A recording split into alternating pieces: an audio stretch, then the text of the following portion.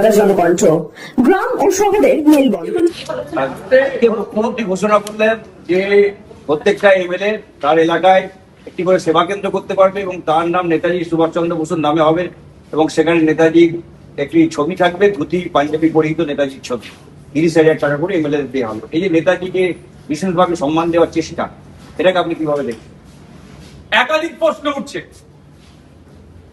প্রথম প্রশ্ন হচ্ছে, যদি কোন বিধায়ক তার নির্বাচনী ক্ষেত্রে সেবা কেন্দ্র খোলে নেতাজি সুভাষচন্দ্র বোস নামাঙ্কিত এবং তার ছবি লাগালে 30,000 টাকা দেওয়া হবে, এখানে আপনি অবজেকশন দেব। এই যদি খুলে মানি, সরকার নোটিফিকেশন করুক, গেজেট করুক যে খুলতে বাধ্য, তার ছবি রাখতে বাধ্য, এটা আমি বলবো। দ্বিতীয় কথা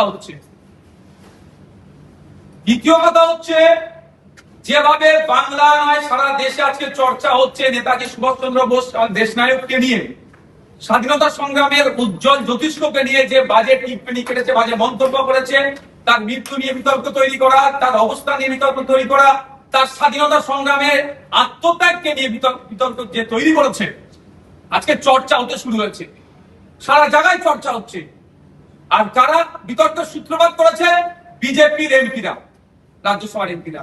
একটা এমপি পুতুল বলে চুপ করে গেছে, অপর এমপি এখন কন্টিনিউ চালাচ্ছে, তার মুখে লাগাম পড়াতে পারছে না।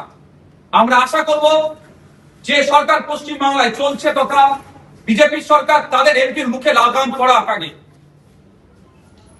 দ্বিতীয়ত, বিগত দিনে যে বাজে মন্তব্য করেছে তার বিরুদ্ধে আইনত ব্যবস্থা গ্রহণ করুন।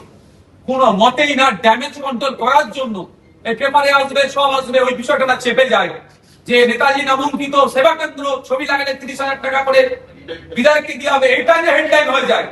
আমি অনুরোধ করবো মিডিয়ার তুলে, নেতাজি নিয়ে কারো বিরোধ থাকার কোনো কথাই নাই, যে অন্তত এটা বেশি বেশি হাইলাইট করুন।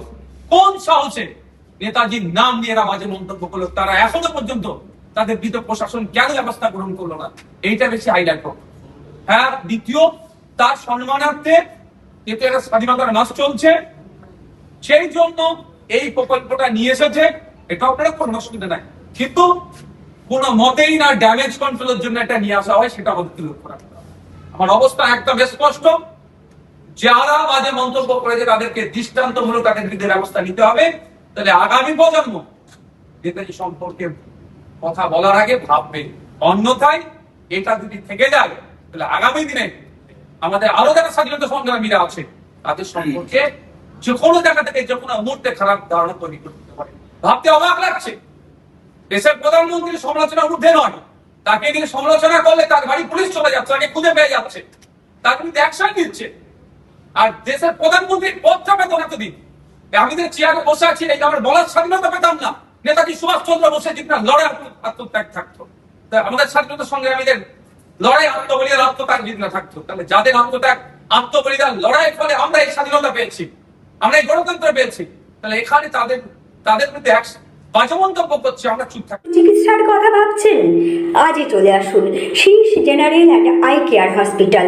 40 বছর মানুষের সেবায় নিয়োজিত সুচিকিৎসার বিশ্বস্ত প্রতিষ্ঠান।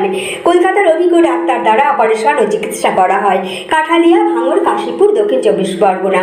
যোগাযোগ 7407337744, 7407441233।